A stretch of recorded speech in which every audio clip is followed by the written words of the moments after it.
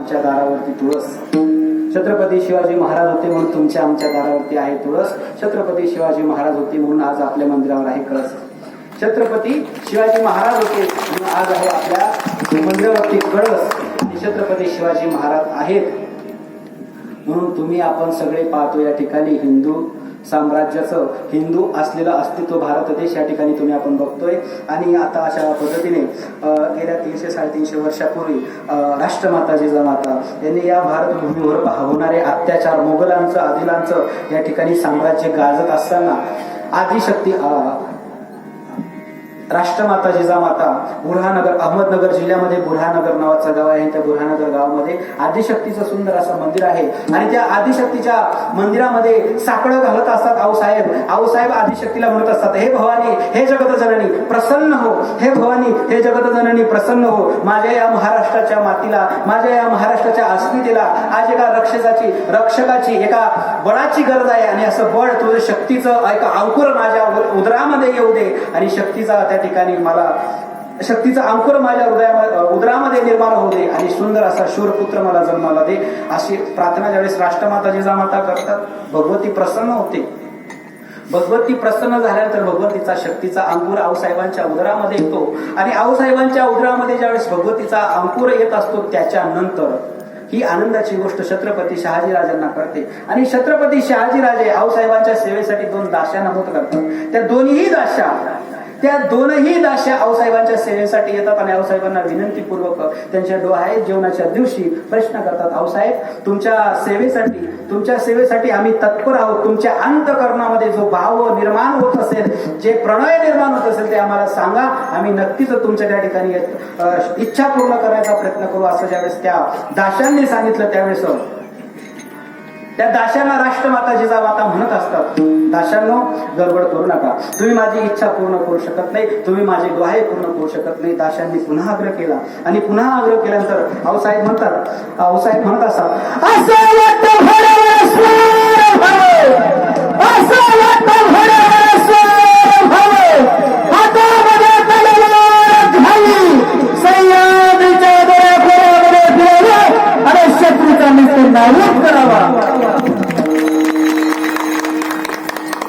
अधर्म जगी हा झाला फाडे,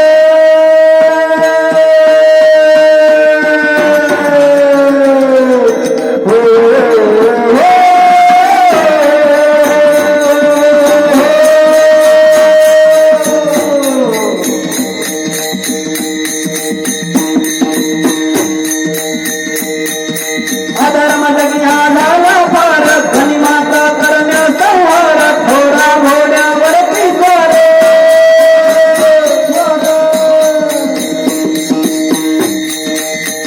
प्रगटला रामाचा अवतार,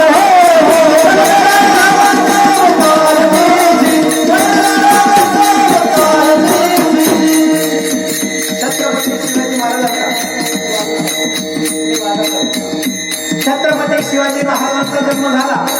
आऊसाहेबांच्या पोटी या महाराष्ट्राचं देखणं स्वप्न, ही महाराष्ट्राची अस्मिता, या महाराष्ट्राचा स्वाभिमान, समस्त हिंदूंचं दुर्दैवत आऊसाहेबांच्या उदरी जन्माला आलं.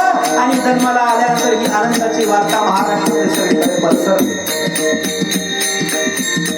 बाळराजे हळूहळू मोठे व्हायला लागले. राजांवर आऊसाहेब संस्कार करायला लागल्यात. एक दिवस घडलं असं, आऊसाहेब मंदिरामध्ये महादेवाची पूजा करत होत्या. महादेवाची पूजा करत असताना बाळराजांना भूक लागली. बाळराजे रडायला लागले. बाळराजांना भूक असह्य झाली. दासीच्या मनामध्ये भाव निर्माण झाला, राजांच्या पोटात भूक आहे, राजांना दुधाची गरज आहे, पण करायचं काय. आऊसाहेब मंदिरात पूजा करतायत, पूजेमध्ये व्यस्त आणता येणार नाही. राजांना तर भूक लागली. एका दासीने ठरवलं, आपण असं करूया, राजांना आपल्या दुधाला लावून राजांना आपलंच दूध पाजूया. त्या दासीने राजांना घेतलं, आपल्या मांडीवर घेतलं.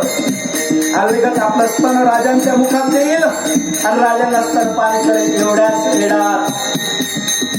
एवढ्याच वेळात आऊसाहेबांनी दासीचा हात लावला. असं कुणाचाही दूध पिण्यासाठी माझ्या राजाचा जन्म झालेला नाही. वाघिणीचा आहे, वाघिणीच दूध पिणार. आणि हळूहळू राजे मोठे व्हायला लागले. राजावर आऊसाहेबांनी त्या ठिकाणी संस्कार टाकायला सुरुवात केली. राजे लेकरांमध्ये ज्यावेळेस खेळायला लागले, राजांच्या हाताला धरलं आणि राजांना सांगितलं, राज खेळ खेळायचाच असेल, राजे खेळ खेळायचाच असेल तर शत्रू सोबत रणभूमीमध्ये प्राण देणे आणि प्राण घेणे असा तलवारीचा आणि रक्ताचा खेळ खेळायचा.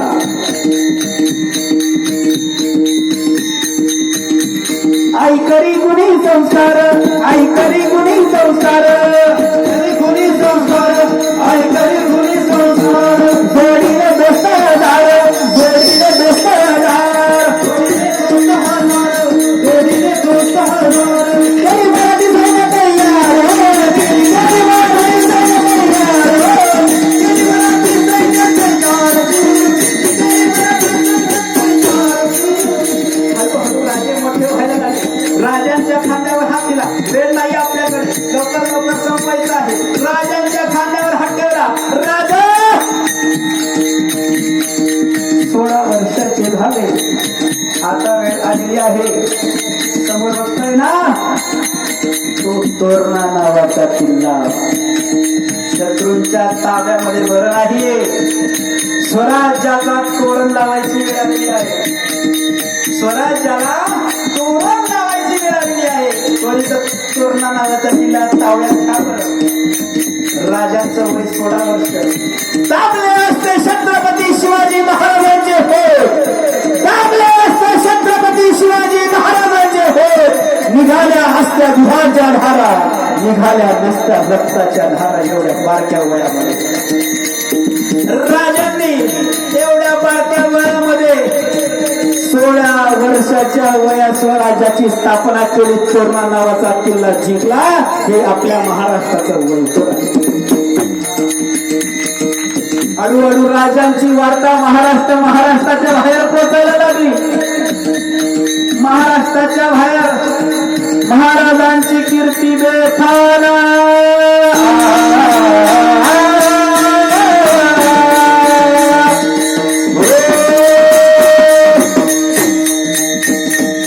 महाराजांची कीर्ती बेफान, महाराजांची कीर्ती बेफान.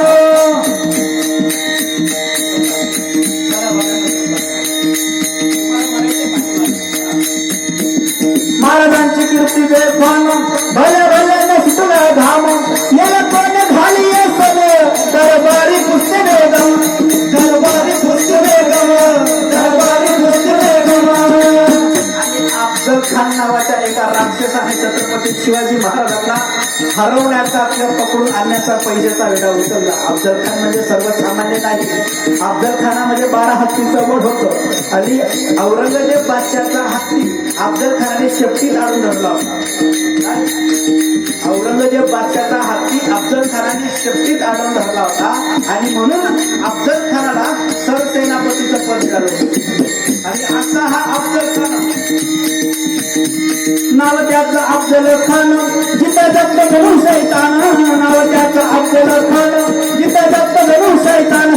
शिवबाला तत्व जिरडून खान वर्गासाठी बघून, शिवबाला तत्व जिरडून खान खानाने महाराष्ट्राच्या दिशेने आक्रमण करायला सुरुवात केली. महाराष्ट्राच्या दिशेने प्रवास करायला सुरुवात केली आणि महाराष्ट्रामध्ये प्रवेश केला. दिसतील ते मंदिर उद्ध्वस्त करत गेला, दिसतील ते मंदिर उद्ध्वस्त करत गेला. गावाने गावात लुटत गेला. आया बहिणींच्या आबरूवर हात टाकत गेला. आया बहिणींच्या आबरूवर हात टाकत गेला. दिसतील ती माणसं, दिसतील ती गावं लुटत गेला. मंदिर उद्ध्वस्त करत गेला. करता करता बघता बघता महाराष्ट्रामध्ये वारकऱ्यांचं असणारं ते दैवत पंढरपूर, तुमचं आमचं कुलदैवत असणारं तुळजापूरची भवानी, शिखर शिंगणापूर जेजुरीचा खंडोबा, कोल्हापूरची लक्ष्मी आणि असे हळूहळू सगळे मंदिर उद्ध्वस्त करत गेला.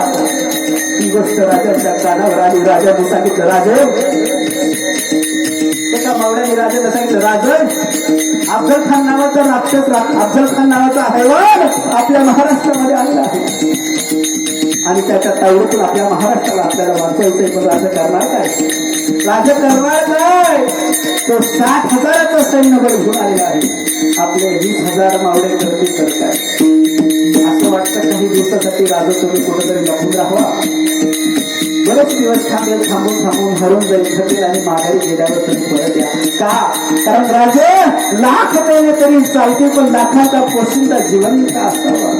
लाख मेले तरी चालतील पण लाखांचा पोशिंदा जिवंत असावा. ही गोष्ट ज्यावेळेस आऊसाहेबांच्या कानावर पडली, आऊसाहेब राजांच्या खांद्यावर हात ठेवतात आणि राजांना विनंती पूर्वक राजा शत्रूसोबत युद्ध करताना प्राण गेला तरी हक्क, शत्रूसोबत युद्ध करताना प्राण गेला तरी हक्क बंधारपणे करून जायचं नाही. कारण अंधाराला घाबरत नाही, अंधाराला घाबरत नाही. प्रकाशाची साथ आहे, मोडेल पण वाचणार नाही. मराठी आणि राजाने एक युक्ती केली. असा वागिनीचा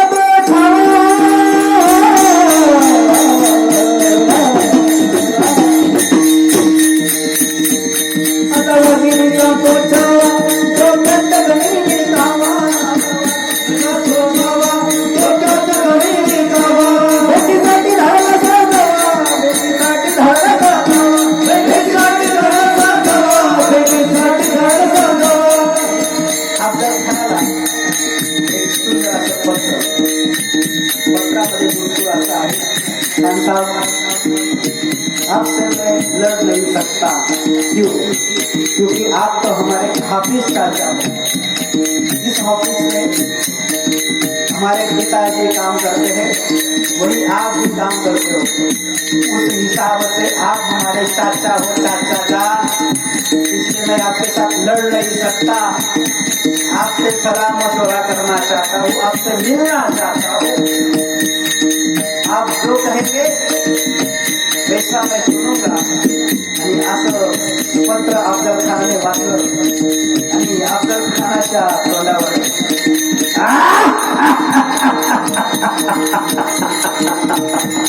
पता था पता, हमें तो पता था पता. शिवाजी चूहा है चूहा, वो सयाजी का चूहा क्या हमसे लड़ेगा. आणि अशा वेळेला अफजल खानाला भेटण्यासाठी छत्रपती शिवाजी महाराज प्रतापगडावरती आले.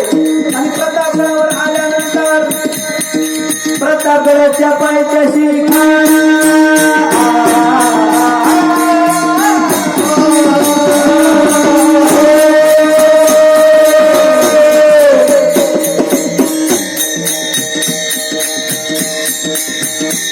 प्रतापगडाच्या पायथ्याशी खान आला बेगुमान नाही त्याला दान. शिवाजी राजाच्या करावते, शिवाजी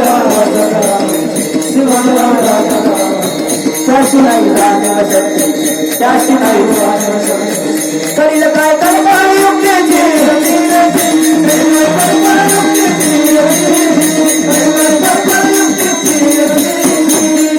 अफजल खानाने छत्रपती शिवाजी महाराजांना बघितलं.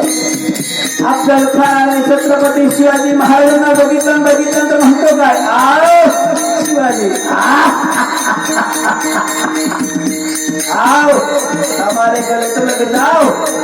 अफजल खानाने छत्रपती शिवाजी महाराजांना आलिंगन दिलं आणि दगा केला. खनदावी मानवानेला, खनदावी मानवानेला, कटरीचा वारपण केला, कटरीचा वारपण केला, कटरीचा वारपण केला. चिलखत होता अंगाला, चिलखत होता खरखर आवाज झालाय, खरखर आवाज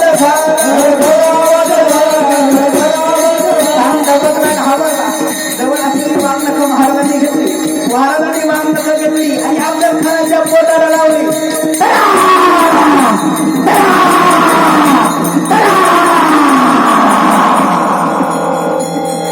छत्रपती शिवाजी महाराज की वीर संभाजी महाराज की.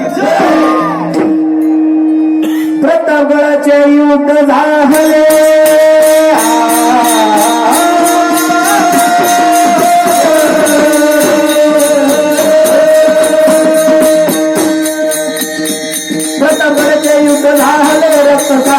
पाप सारे गेले पावन केला कृष्ण काका